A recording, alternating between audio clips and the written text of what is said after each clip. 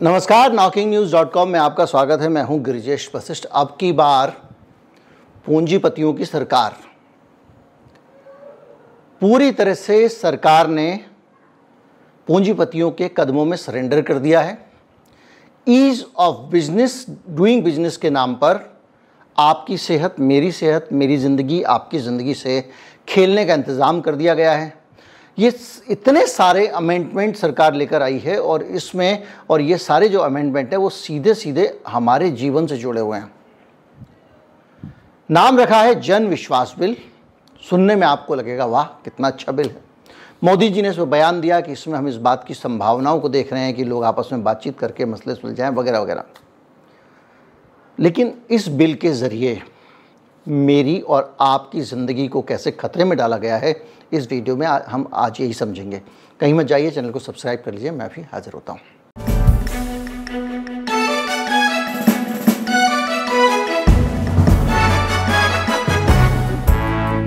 ये जो बिल है ना, इस बिल में कुछ ऐसे प्रावधान किए गए हैं जो देखने में अपने आप में अजीबोगरीब हैं।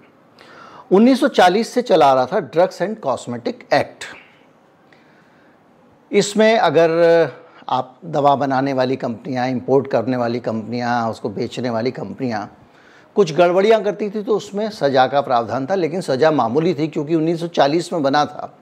उस दौरान जो ड्रग कार्टेल है वो उतना धूर्त और मक्कार नहीं हुआ था, उतना पावरफुल भी नहीं हुआ था। अब दौर बदल गया है। हमने कोरोना के टाइम पे देखा कि मॉडर्ना जैसी कंपनी ने भारत को अपनी वैक्सीन देने से मना कर दिया और जो शर्तें रखी थी वो भारत की आज़ादी को प्रभावित करने वाली थी। वो भारत के कानून बदलवाना चाहते थे और भारत की सॉवरेनिटी को गिरवी रखना चाहते थे, जिसको कि कहते हैं संप्रभुता। यानी हम अपनी आज़ादी गिरवी रखें तब वो हमको टीका देंगे। इसके अलावा बहुत सारी चीज़ें हैं। आप स्विस बैंक में अकाउंट खोलिए, वहाँ पैसा जमा करिए। भारत ने किसी की मौत हो जाए मेरी दवा से तो वो मेरे पर मुकदमा ना करे, इसके लिए कानून बदलिए, और मुकदमा कर दिया तो हर जाने की जिम्मेदारी लीजिए। और वो जिम्मेदारी आपके कहने से नहीं मानेंगे, आपकी सरकार के कहने से नहीं मानेंगे। वो पैसा, इतनी रकम आप दुनिया के तीसरे देश के बैंक में रखिए। उन दवा कंपनियों को जो अरबों खरबों रुपए के खेल करती हैं, रातों रात राष्ट्रपति प्रधानमंत्रियों को खरीदती हैं दुनिया भर के। बिग फार्मा पे मेरे एपिसोड हैं 3, देख लीजिएगा। कान सुन के अगर भूल गए हो, जिसने नहीं देखे हों, कान से धुआं निकल जाएगा, इतनी खतरनाक है ये कंपनियाँ। और उन कंपनियों को मोदी जी ने कितनी प्यार भरी राहत दी है। जन विश्वास बिल इसका नाम रखा है। और ये जो संशोधन है, इसमें क्या होता था पहले की सरकारी जो एनालिस्ट की रिपोर्ट होती थी, जो दवा को लेकर रिपोर्ट होती थी, उस दवा के रिपोर्ट के मिसयूज़ को लेकर बहुत सख्त प्रावधान था। और 2 बार से ज़्यादा अगर आपने उल्लंघन किया, उस रिपोर्ट का मिसयूज़ किया, सरकारी रिपोर्ट का, तो आपको 2 साल की सज़ा थी। बहुत मामूली सज़ा थी। अब सरकार ने कहा कि इसको अपराध नहीं मानते, इसमें से जेल की सज़ा को हटा देते हैं। यानी अभी तक तो ये डर था कि उस कंपनी का कोई बड़ा अधिकारी था, वो जेल जा सकता है, तो इसलिए उसको संकट ना हो, उसको तकलीफ़ ना हो, इसलिए जुर्माने पे छोड़ दिया जाएगा। पैसे की कीमत, जुर्माने का प्रावधान ही अपने आप में अलोकतांत्रिक है, क्योंकि पैसे की कीमत हर 2 आदमी के लिए अलग अलग होती है। एक आदमी ट्रैफिक पुलिस वाले के पास 500 रुपये देने के नाम पर आंखों में आंसू आ सकते हैं, उसके पैरों में पड़ के गिड़गिड़ा सकता है। दूसरा आदमी 500 रुपये उसके मुंह पे मार के दोबारा उल्लंघन करके बोल सकता है कि ये ले 500 रुपये और मैं जा रहा हूँ लाल बत्ती क्रॉस करके। तो ऐसी स्थिति में आपने जो प्रावधान था उसको बदल दिया और इसमें जुर्माना जो था उसको 5 लाख रुपए का जुर्माना कर दिया आपने। एक कंपनी 5 लाख रुपए की पेनल्टी, उसके लिए क्या होती है, वो आराम से निकल जाएगा। अब इस पेनल्टी को आपने कर दिया तो आपने दे दी खुली छूट। अब अगर मान लीजिए भारत में जो कंपनियां हैं, जो हमारे देश में 7,000 से अधिक जेनरिक ड्रग्स बनती हैं। जेनरिक ड्रग्स मतलब मूल दवा, उसके ब्रांड नेम अलग अलग होते हैं।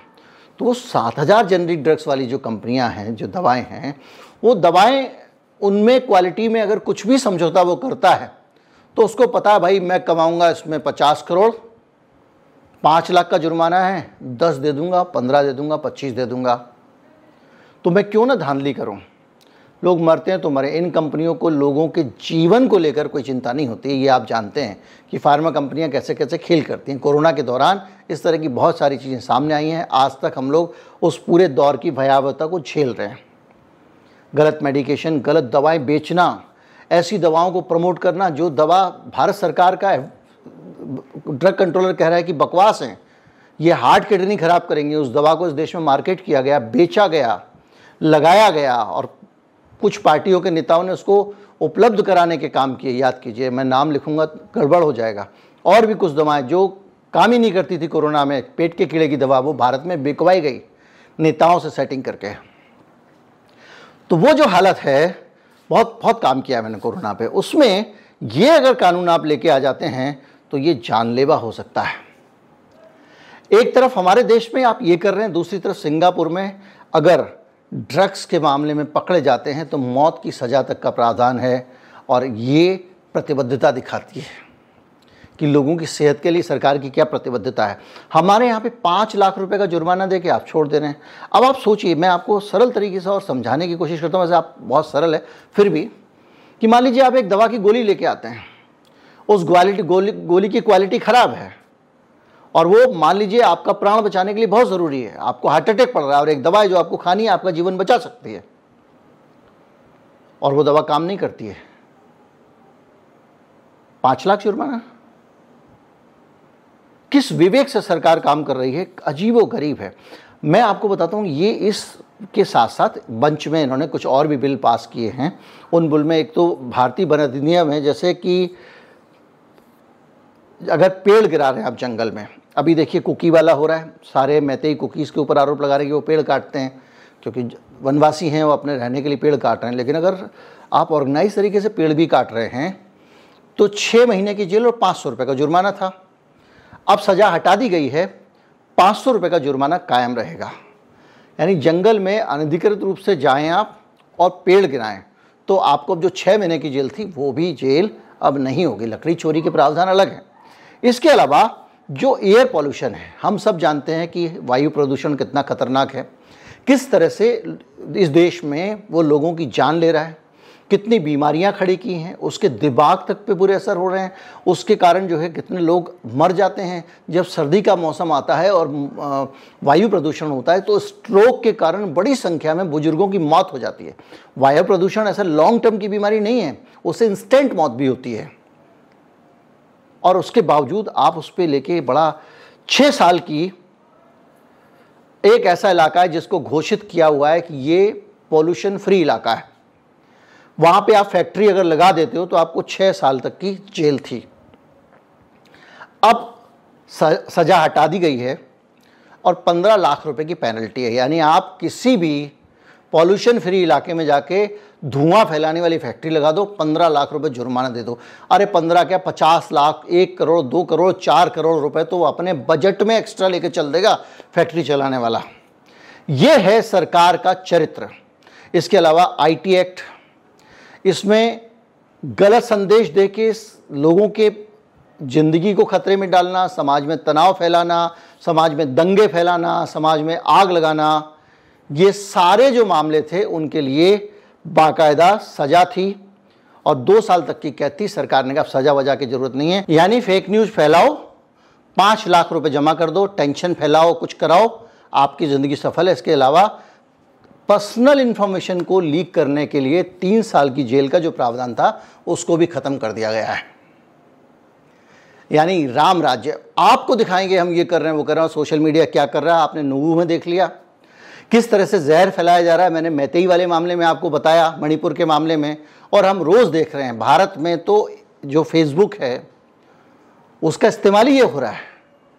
इसको लेकर इंडियन एक्सप्रेस ने बड़ी डिटेल्ड रिपोर्ट छापी है कि किस तरह से अलग अलग मामलों में वो इस देश को बर्बाद करने की एक्टिविटीज़ में शामिल रहा है, तनाव फैलाने में शामिल रहा है। अगर आप देखें तो जो ड्रग कॉस्मेटिक एक्ट के अलावा, उसके अलावा प्रदूषण डिस्चार्ज करने के मामले में कि आपने लिया अपनी फैक्ट्री में जहर पेल दिया, जा रहा है नाले में, धुआं फैला रहे हो, तो पहले 1 साल की सज़ा थी, उसको हटाकर पेनल्टी में बदल दिया गया, 1 से 15 लाख रुपए की पेनल्टी में।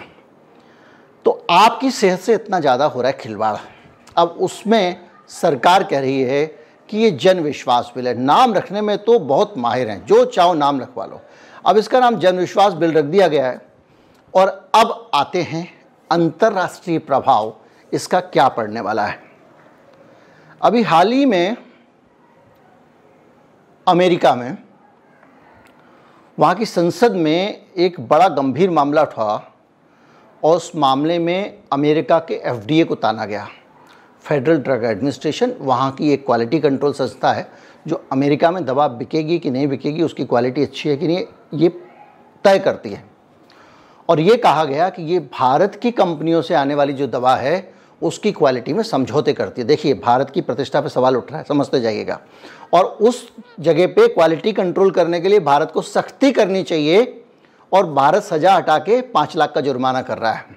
तो आने वाले समय में आपकी दवाओं को कितनी दुनिया लेनी चाहिए, इसको आप समझिएगा। इसमें मिलावटी प्रोडक्ट, ख़राब क्वालिटी के प्रोडक्ट और दूसरी तरह की दिक्कतों की शिकायत की गई है। और जो कागजात होते हैं उनके साथ छेड़छाड़ करने का भी आरोप लगाया गया है कि ये जो रिकॉर्ड होता है दवाओं के रिसर्च करने का, उसको तैयार करने का, तो जो फैक्ट्रियों में कागज़ रिकॉर्ड तैयार होता है उस रिकॉर्ड को भी नष्ट करती हैं भारत की कंपनियां। ये भी आरोप लगाया गया है अमेरिका में। अमेरिका को सबसे ज़्यादा दवाएं भारत भेजता है, सबसे बड़ा एक्सपोर्टर है भारत।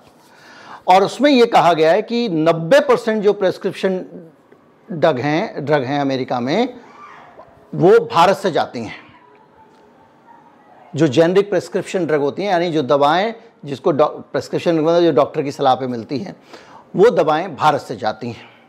और इसमें जो है ये बहुत गंभीर इसके कॉन्सिक्वेंसेस हो सकते हैं, क्योंकि भारत से जो दवा एक्सपोर्ट हो रही है, अगर वहाँ की संसद में इस पर मसला उठा है, FDA को ताना गया है, FDA ने सख्ती की है, तो आने वाले समय में हो सकता है कि अगर हमारी साख खराब हो तो हमसे वो दवाई ना खरीदें। और इसके साथ साथ बहुत सारी चीज़ें वहाँ पे आई हैं। इसमें हमारे देश की कई बड़ी दवा कंपनियों को भी इसमें साना गया। मैं उस पर अलग से वीडियो बनाऊंगा, जिसमें सिप्ला का नाम है, इसका नाम है, उसको बहुत सारी कंपनियों के नाम है भारत की, जिसमें FDA ने गंभीर आपत्तियाँ उठाई हैं। उस पर जाऊँगा तो थोड़ा सा वीडियो दूसरी दिशा में चला जाएगा। मेरे वीडियो लंबे हो जाते हैं, इसको लेकर मैं खुद भी दुखी हूँ, क्योंकि आप लोग तो परेशान होते ही होंगे।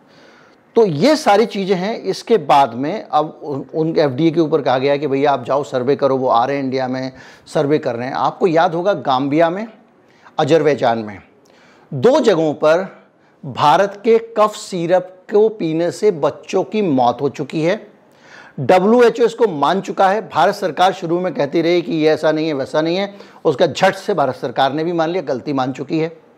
तो जब आपके यहाँ पे इसके अलावा एक कैंसर की दवा को लेके भी कंसर्न आया कि कैंसर की जो दवा कीमोथेरेपी की भारत से गई थी उसने काम नहीं किया था। तो अगर भारत की दवाओं को लेकर इतने गंभीर सवाल उठ रहे हैं, भारत की दवाओं को लेकर इतनी आपत्तियां उठ रही हैं, वहाँ के संसद में मसला उठ रहा है, और भारत की दवाएं भारत की आमदनी का एक बड़ा जरिया है। बहुत सारी दवाएं भारत बना बना के विदेशों को भेज रहा है। और ऐसे देश में अगर आप क्वालिटी कंट्रोल को ढीला कर दोगे, कहोगे कोई नहीं, सजा वजा की जरूरत नहीं है, उल्टी दवा बना देता है तो बना दे, कि 5 लाख रुपये जुर्माना दे दियो, तो भारत के भविष्य का क्या होने वाला आप कल्पना कर सकते हैं। व्यापार की दुनिया में अब की बार पूंजीपति सरकार, आपके मामले में अगर आप चौराहे पे मोटर व्हीकल चला के जा रहे हो, आपकी स्पीड ज्यादा है तो जुर्माना 10 गुना, और वो 100 लोगों की जान खतरे में डाले, लाख लोगों की जान खतरे में डालें, दवा से छेड़छाड़ करें, तो उनको सजा हटा के 5 लाख का जुर्माना। ये चरित्र है इस देश की नीतियों का। उम्मीद करता हूं वीडियो आपको अच्छा लगा होगा। अच्छा लगा हो तो ज़्यादा से ज़्यादा लोगों तक पहुंचाए। चैनल को सब्सक्राइब कर लें। नमस्कार, जय हिंद।